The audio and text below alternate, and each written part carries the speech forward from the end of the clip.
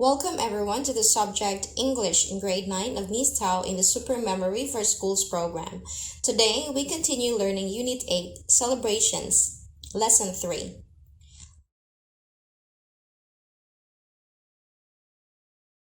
Let's see what today's vocabulary is. Pretty simple, right?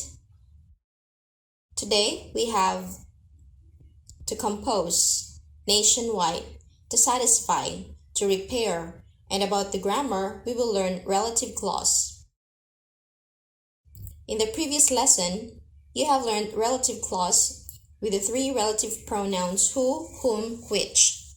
Today, we will continue with relative clause and two new relative pronouns whose, showing position and that. Now let's learn today's new vocabulary. To compose. To compose. Nationwide. Nationwide. Nationwide is both an adjective and an adverb. To satisfy. To satisfy. Look at the picture. The food in this restaurant can satisfy all kinds of taste.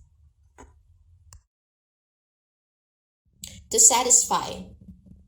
For the verb satisfy, we have adjectives like satisfied, with, and satisfactory. Look at the boy. He is preparing for the trip. To prepare. To prepare. Let's revise today's new words. To compose. Nationwide. To satisfy. To prepare.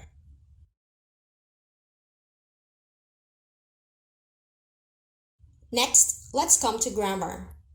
Today, we will learn about relative clause. In the previous lessons, we have learned about relative clause with three relative pronouns, who, whom, which.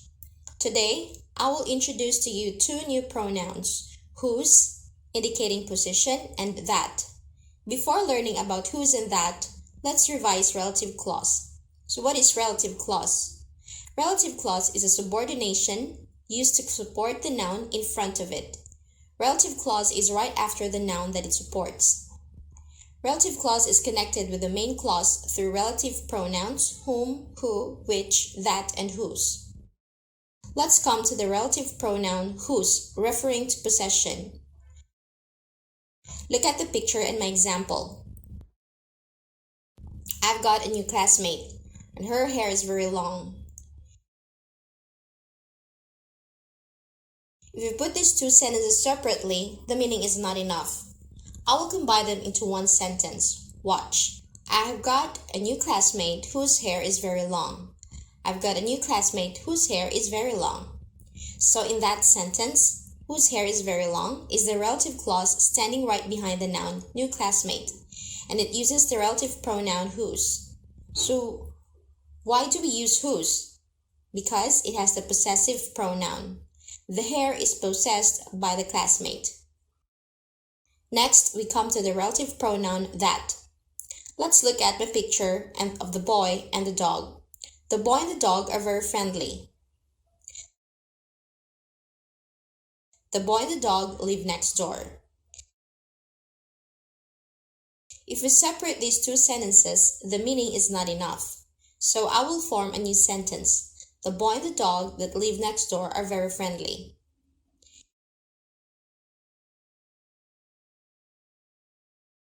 In my example, that live next door is the relative clause that stands right behind the noun and supports the boy and the dog. I use that pronoun that. Why I don't use who or which. If I use who, which refers to human only, there is the dog. If I use which refers to objects only, there is the boy. So I will use that, which refers to both human and objects. Next, that can also replace who, whom, or which. I will use the examples in the previous lessons. The man who is standing by the car is my uncle.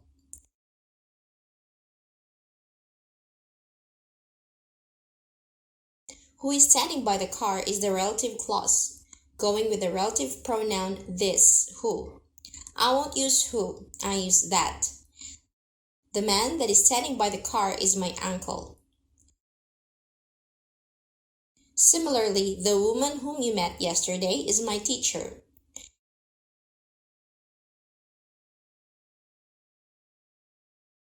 The relative clause is whom you met yesterday, and it uses the relative pronoun whom.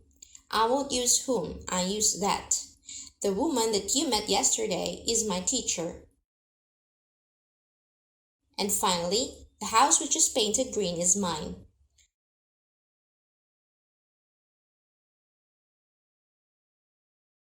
The relative clause is which is painted green and the relative pronoun which.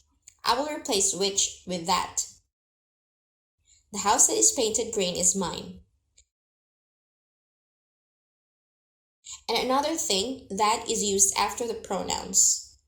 All, everything, something, little, few, or after superlatives. Look at my example. All that you say is certainly true.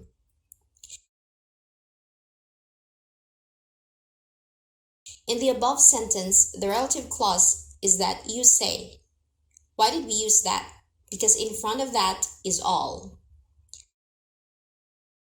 Next examples, this is the most delicious food that I've ever tried. This is the most delicious food that I've ever tried. My relative clause is that I have ever tried. I use the pronoun that. Why? Because in front of it is the superlative, the most delicious. Today's lesson is very interesting, isn't it? Let's revise our new words and grammar. To compose. To compose. Nationwide. Nationwide. Dissatisfy. Dissatisfy. To prepare.